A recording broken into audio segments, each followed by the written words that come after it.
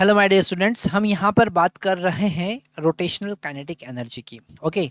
और हमको पता है कि रोटेशनल काइनेटिक एनर्जी फाइंड करने के लिए हम फार्मूला यूज़ करेंगे।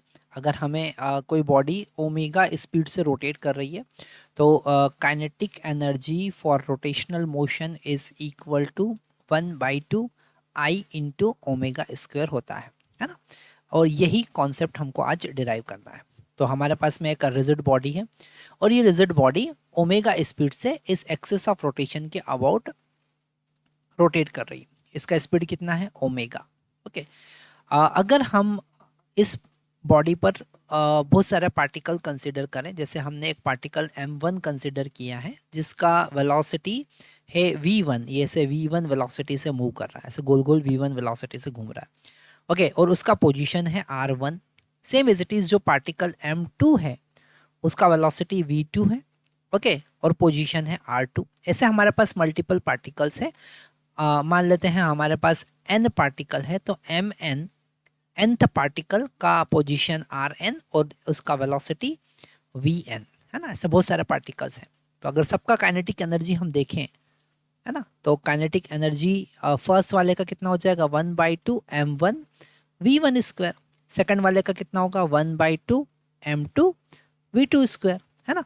और ऐसे nth वाले का कितना होगा? 1/2 mn vn स्क्वायर, है ना।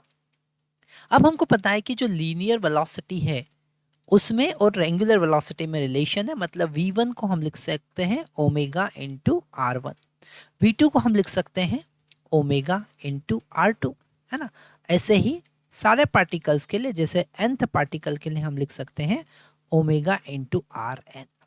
जब इसका वैल्यू हम यहाँ पर पुट करते हैं तो काइनेटिक एनर्जी हमको मिलता है क्या? 1/2 m1 r1 square omega square, है ना। सेकंड वाले के लिए क्या होगा? 1/2 m2 r2 square omega square, है ना। ऐसे सबके लिए लिख सकते हैं हम।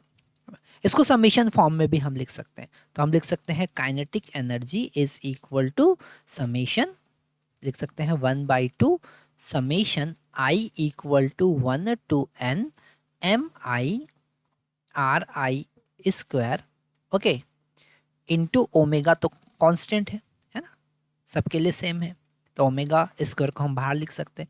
और ये जो टर्म हमको दिख रहा है ये टर्म हमारे लिए होता है मोमेंट ऑफ इनर्शिया। तो हम यहाँ पर लिख सकते हैं 1/2 आई ओमेगा स्क्वायर। ये हम पहले भी देख चुके हैं कि moment of inertia I equal to कितना होता है? Summation small I equal to 1 to n m i r i square. Okay. तो हम kinetic energy for rotational motion को डिराइव कर सकते हैं बड़ी इजी तरीके से। नेक्स्ट वीडियो में हम इससे रिलेटेड और इंटरेस्टिंग कॉन्सेप्ट देखने वाले हैं।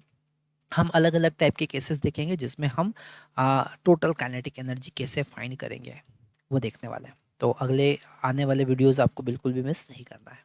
Thank you.